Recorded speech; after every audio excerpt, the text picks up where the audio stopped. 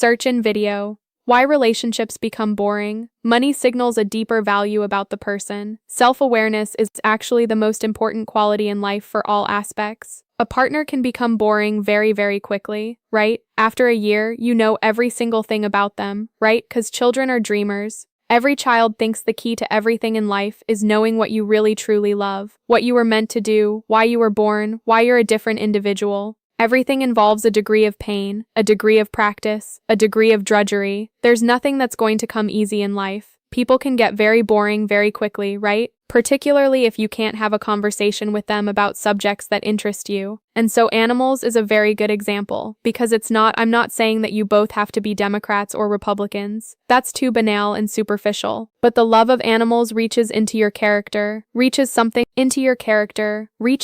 deep inside of you, or your dislike of animals, if that happens to be the case. But it signals something about it that's so primal, that's so connected to a child, that there's going to be a deep connection there. And it's not like you have to both love cats, which is good if that happens to be the case, but just animals in general. You love their energy. You love the fact that they're innocent in their own way. You love the fact that they're not playing games with you. You love the kind of instant love you can get from them kind of thing. And you connect to them on that level is a very, very positive sign, because it goes beyond just intellectual things into something emotional and visceral. So really, the emotional connections, the values that you have together, are very important. Money is another one that's extremely important. So if one of you is incredibly material-oriented, and it's success and comfort, and the all about money is power and success and comfort, and the other isn't really into it, it's into spending money, etc. A lot of people have endless fights over something like money, right, where there's no convergence there, and money signals a deeper value about the person.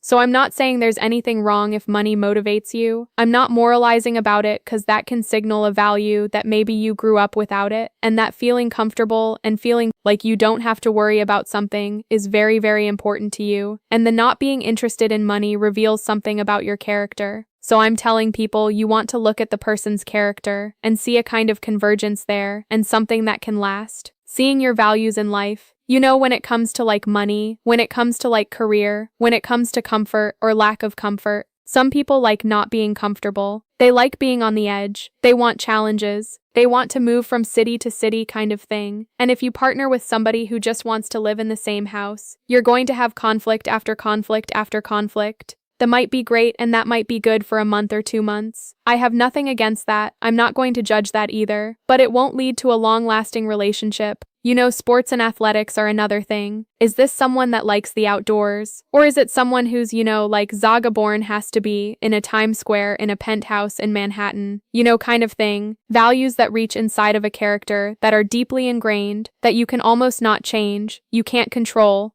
And there's a convergence there on several levels, is a sign that you can have a deep connection with that person. And it's very important. And if those connections are good, and there's a physical attraction, because if without fizzle out, you've got a recipe for the physical attraction, it will kind of fizzle out. You've got a recipe for incredible success, for something that can really last. But having a long-term relationship, if you can have it, is something that pays off in so many dividends. So being able to find that kind of convergence, self-awareness, is actually the most important quality in life for all aspects. If we go by social pressures, a man will choose a trophy wife who looks sexy and hot, and will impress all of his male friends, etc., etc. You go by the things that culture tells you, that these are the right images for you, right? And then there won't be any connection to you, because you're choosing for purposes that don't connect to who you are. And so you have to know yourself. You have to know what you love. You have to know what you hate. I think most people know that they love animals or don't love animals. I think most people know that they like the role of values and deep compatibility, introspection, stability, or they like things to be kind of slightly chaotic. I don't think you have to go through deep levels of the role of values and deep compatibility, introspection. But what you have to do is, when you're involved in a relationship, you have to think that those things matter. That's the problem. You tend to think that those things, maybe you think that sex matters more than anything, physical attraction matters, or you think that the person having a lot of money matters, etc., etc. You don't think that this other aspect is important. If you value what I'm talking about, then your self-awareness will kick in, because you really basically know these essential basic parts about your own character. You have to understand their character as well. People can be very deceptive and very slippery and can wear masks. One telling sign that I've noticed in my own relationships in the past is that the woman would be a certain way with me that I thought was very good and I liked, and then the moment we were with other people, she acted in a way that was very irritating. It's like a different character, and I really kind of fell out of love with her when I saw her in social interactions, she revealed. So with me, she was almost wearing a mask and playing a game. But the moment she entered a different circumstance, I saw an other aspect to her character. So you also have to be very attentive to their character, what lies underneath,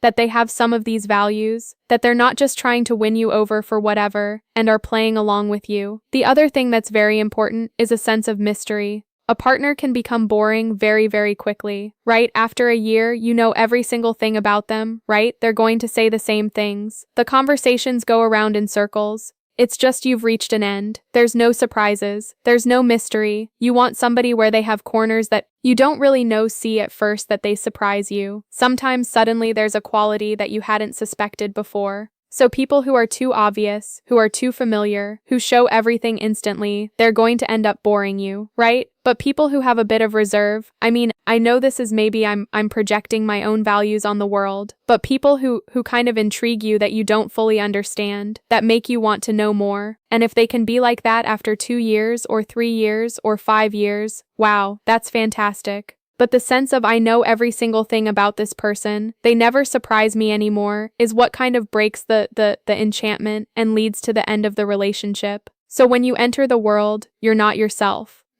I think it's a mistake people make. They have no distance between their inner self and their public self. So they enter the work, people are wearing masks. It's like world and people are different and weird and stuff, and they take it personally. And I try and instruct to people, it's not personal, it's a game. People are wearing masks. It's like something from the 18th century where people are in costumes and they're in theater and they're performing. People are constantly performing. Well, I'm performing as well. And there are signs. I believe everybody has signs, and these signs come out. A lot of them are negative signs, which you're not paying attention to, things that you hate, things that frustrate you. So you're in music. It isn't quite working. You feel a little bit uncomfortable. It's not a fit. Yeah. So you make the wise decision that it's not for you to get out. Other people, they maybe feel that frustration, but they don't go there. They go, oh, I've already trained as a musician. I gotta stick with it. They go, and then they burn out. They're 30 years old, and it's not working for them. They go, what's my life's purpose? I have no idea. You've got to listen to the signs. Some of the signs are physical. They're literally in your body. You literally feel frustrated. You literally feel like you're swimming against the tide. It's not working for you. You get up in the morning, you're not interested in this. So the negative is very important, but also there's the positive. They generally show up when you're very 6, 7, 8 years old. And so I tell people you've got to go through that process.